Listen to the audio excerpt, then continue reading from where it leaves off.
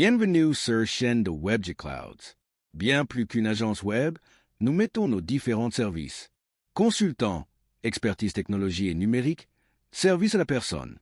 Sans plus attendre, je laisse la parole à Magali, notre assistant virtuel qui va présenter le sujet du jour. Bonjour à tous et bienvenue sur cette nouvelle vidéo. Aujourd'hui, nous allons explorer un métier essentiel dans le monde des affaires, l'apporteur d'affaires. Vous avez peut-être déjà entendu ce terme sans vraiment comprendre ce qu'il représente. Qu'est-ce qu'un apporteur d'affaires exactement? Comment fonctionne ce métier? Quelles sont ses missions principales? Est-ce une activité rentable? Comment devenir apporteur d'affaires? Nous répondrons à toutes ces questions dans cette vidéo complète.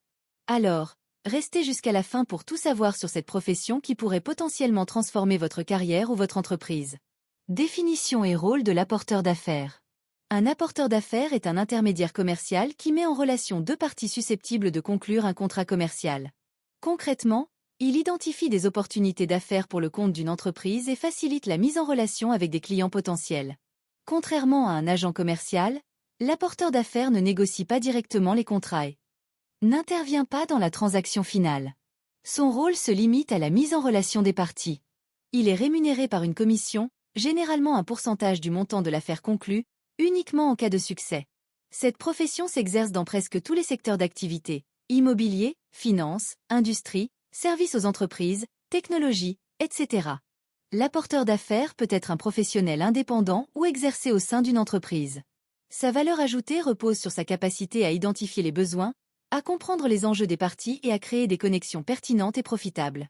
En résumé, c'est un facilitateur de business qui capitalise sur son réseau et sa connaissance du marché. Les missions et compétences clés. Les missions d'un apporteur d'affaires sont variées et nécessitent une polyvalence remarquable. Tout d'abord, il doit prospecter activement pour identifier des clients potentiels correspondant aux besoins de ses mandants. Cela implique une veille constante du marché et une analyse fine des tendances. Ensuite, il qualifie les prospects pour s'assurer de leur adéquation avec les services ou produits proposés. La mise en relation constitue le cœur de son activité. Il présente l'offre commerciale au prospect et organise la rencontre avec l'entreprise mandante. Pour réussir dans ce métier, certaines compétences sont indispensables. Un excellent sens relationnel est primordial, tout comme une grande capacité d'écoute pour comprendre les besoins des différentes parties. L'apporteur d'affaires doit posséder un solide réseau professionnel et savoir l'entretenir. Des compétences en négociation et en persuasion sont également essentielles pour convaincre les prospects de l'intérêt de la mise en relation. Enfin, une bonne connaissance du secteur d'activité dans lequel il évolue lui permet d'être crédible et pertinent dans ses propositions. Le cadre juridique et la rémunération. Le statut juridique de l'apporteur d'affaires est encadré par le contrat d'apport d'affaires, un contrat commercial qui définit les conditions de la collaboration. Ce document précise notamment le périmètre d'action, les obligations des parties, la durée du mandat et les modalités de rémunération. En France, l'apporteur d'affaires peut exercer sous différents statuts: auto-entrepreneur, entreprise individuelle, EURL, SASU ou même en portage salarial. Chaque option présente des avantages et inconvénients en termes de fiscalité et de protection sociale. Concernant la rémunération, elle fonctionne généralement selon le principe du success fee. L'apporteur n'est payé que si l'affaire se concrétise. La commission varie considérablement selon les secteurs, allant de 5% à 15% du montant de la transaction dans l'immobilier ou les services, et peut atteindre 1% à 3% dans l'industrie ou les gros contrats. Cette rémunération est soumise à la TVA et doit faire l'objet d'une facturation en bonne et due forme. Un point important, le contrat doit clairement définir le fait générateur de la commission pour éviter tout litige. Les avantages et inconvénients du métier. Le métier d'apporteur d'affaires présente de nombreux avantages qui en font une activité attrayante. La flexibilité est sans doute le premier atout, liberté d'organisation, choix des mandants et des secteurs d'activité. Le potentiel de revenus est également un point fort, avec des commissions qui peuvent devenir substantielles, particulièrement si l'on travaille sur des transactions importantes ou récurrentes.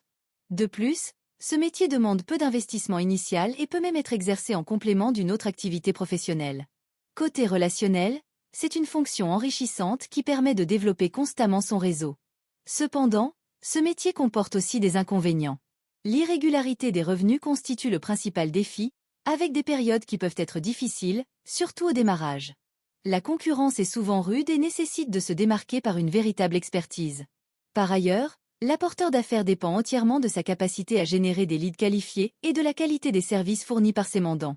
Enfin, la pression des résultats est constante, car sans conclusion d'affaires, il n'y a tout simplement pas de rémunération.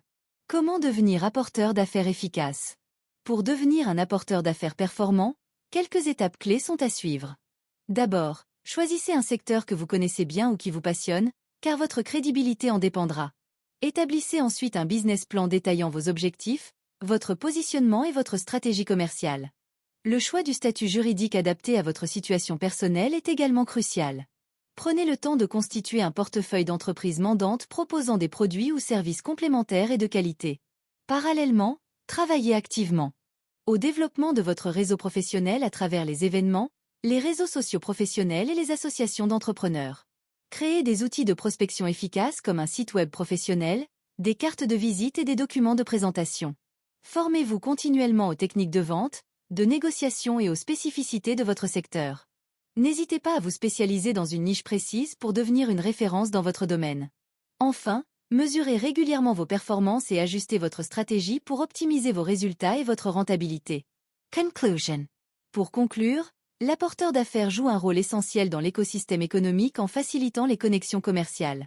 Ce métier, accessible et potentiellement lucratif, requiert néanmoins des compétences spécifiques et une solide éthique professionnelle. Si vous êtes doté d'un bon relationnel, d'un réseau développé et d'une connaissance approfondie d'un secteur d'activité, cette voie peut représenter une opportunité professionnelle intéressante.